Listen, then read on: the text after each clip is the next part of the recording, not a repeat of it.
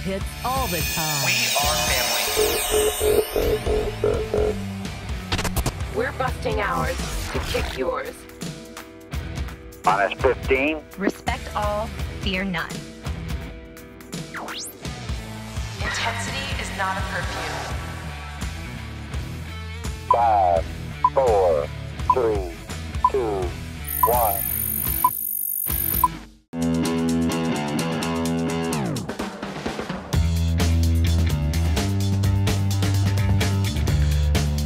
Getting some live looks around the park here at Hyde Stadium. Welcome to MASN All Access. Sara Perlman along with Rob Long, and we have the new skipper on the show. Thanks for taking the time, Brandon. What's going on? Thanks for having me on the show. Yeah, it's outstanding. First and foremost, I just want to get your thoughts on how you're running this camp. How would you evaluate your first spring training as a big league manager? Yeah, it's pretty much what I thought. We're having a great time. We're getting a ton of work in. I feel really good about the energy level and the work that we're getting in. I think our players have taken to it. I think we're playing well on the field, and guys are prepared. And it's been an outstanding camp so far. Brandon, I'm loving the beards. The fact that they can get them growing. Yeah. I'm loving the beard. Seriously, man. It says. Well, no, you know, nobody wants to see the face. I mean, you know what I mean? You know, someone says to me, they let players grow beards now. So the manager has one. What is he going to say? Cut them off? I love it. Seriously. I'm trying to, you know, if you have this behind it, you want to try to cover it up. Oh my goodness. You know? I think, you know, I don't want to mislead people when they hear the music playing and things like that. You all are just super efficient. The work is getting done. There's no doubt about that because I'm out here watching it. It's just you're so efficient going station to station. Yeah. No, yeah, I think a lot's been said about, you know, the music on and some other things. You know, the music's just I think everything, when you work, you want to be in a good mood while you work, and you want to, you know, if it creates a little bounce in your step, I think that's for the better, you know. I just want guys to, you know, prepare in a really good environment and prepare in a place that they want to do it in. And I think that you get more out of it with that type of mindset. And so we might lighten some things up on occasion to allow guys to have the energy that we feel like is necessary to get a solid work day in. And just to justify that, I mean, the drills are tough, right? And we see you doing the relays and competitions and the music. Is that something that came from Joe Madden and what he ran over there that you brought here? Because I've seen the way Joe Madden runs some things, and I would say there's some similarities. Is that something that you took from him? Well, there's a lot of things that's happened here. I took a lot of things from Joe. There's no doubt. Yeah. Joe's, you know, a very close friend of mine and somebody I look up to and somebody that's had a lot of success. And if you don't, you know, follow that lead, I think there's a little something wrong with you. He's obviously been very successful everywhere he's been.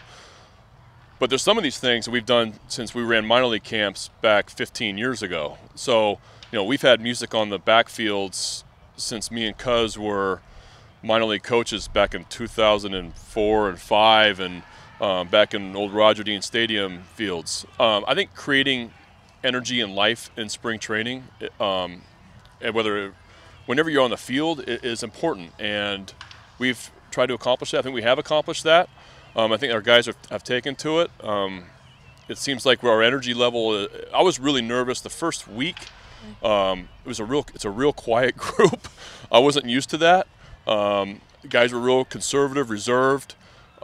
You know, and I just kept harping. I want you guys to be themselves, and I want guys to have a little bit of life in how they're doing things. And it's really like we noticed today during stretch, it is completely different now. Yeah. And so I feel great about that. I notice the difference in guys when I'm talking to them, when you're interviewing them, they seem to be a lot more bounce to them. I love Doug Brocail. I do. Yeah. We had a chance to talk to him on the Big Bad Morning Show. I love him. What, in your opinion, what makes him unique? Well, passion. You know, passion to teach, passion about players. When we're forming this coaching staff, we're in a development situation where we got to get better, and our goal is to get better every single day, and for the players to buy into improving. And when we went out and kind of searched the names of who we want, you know, Doug was obviously in the top of the list of somebody that's passionate about players, that's egoless, that just wants to get players better. And that's the kind of coaches we were looking for, and we feel great about the guys we have here. With Nate Carnes not being able to be as stretched out as he'd probably like up to this point, and it may lead to an extra spot in the rotation for the beginning of the season, have you started to think in your mind about a few pitchers that fit for the rotation, not to throw in the bullpen, that really could fit in that number 4 and 5 spot successfully? Yeah, no, we have a lot of candidates, and over the next 2.5 weeks, we're going to try to piece it together. But we have, we're getting a long look at a lot of guys, and we stretched out quite a few guys, or we are continuing to stretch out quite a few guys to give everybody the opportunity that we feel has an opportunity to start. And it's a great opportunity for a handful of guys for those last 2 spots. And, yeah, I think it's going really well, and you're going to continue to see guys throw multiple innings. I want to know, what your thoughts on an opener is. I'm open to an opener. I'm open to yeah, I mean, anything that's going to give our chance a chance to win, a good chance to win, I'm open to it. So, obviously Tampa had a lot of success with it last year, but I'm open to any creative idea, with our front office to collaborate on what we feel like is going to give us a good chance to win on a nightly basis. You have 2 Rule 5 players competing for a spot on this roster. Is it out of the realm of possibility for both of those players to be on the opening day roster? It's not out of the realm. No, it's not. I think we've given both these guys a ton of opportunities, and we're going to continue. We like both of them a lot, and they're really athletic, and they play in the middle of the field. Jax plays middle of the field and can play outfield, so he adds versatility. I like the way they swing the bat. I like the way they go about their business. We like a lot of things about both those guys, so they're going to continue to get a long look as we go along. Rule 5s aren't necessarily locks by any means, but you found yourself with 2 that are really star players, and they're showing that in camp. When you look at a guy like Richie Martin, and even Mike Elias said he's someone that is better than he even thought and better than sold per se. He hadn't seen him since college at UF. What impresses you the most about what he's been able to do here in spring training?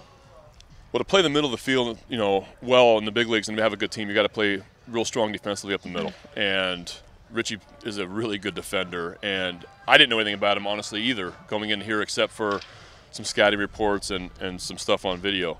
But really impressed with his defense. We harp on working on making the routine play.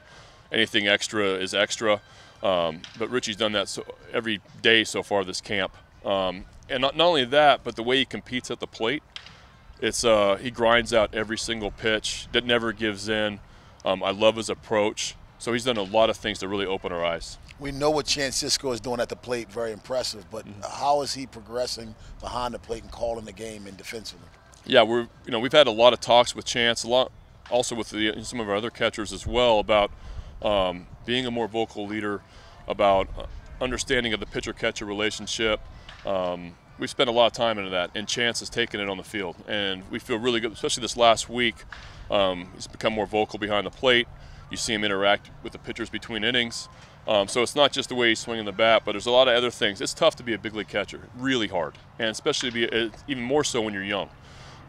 So we're allowing him to try to be himself. We're trying to get him out of his shell a little bit, and not to do anything that he's not comfortable doing, but allowing him to, we want him to have interaction, and we want him to have communication with the pitchers, and we want him to be a leader on the field with 8 eyes looking at you, those type of things, and he's doing that. Brandon, having been a catcher, do you find yourself focusing more and looking at your catches a little bit more in a different angle? Yeah, I'm sure I do. I try not to, but yeah, that's, it's obviously natural for me. Sure. Heads up. It's natural for me to focus on the catch because I'm comfortable with it, and I've coached it a lot. So I do understand. I've been in a place where we had veteran guys with the rookies. We had Contreras, and we had Miguel Montero and David Ross also. So guys that have been around, and a young guy prospect coming up.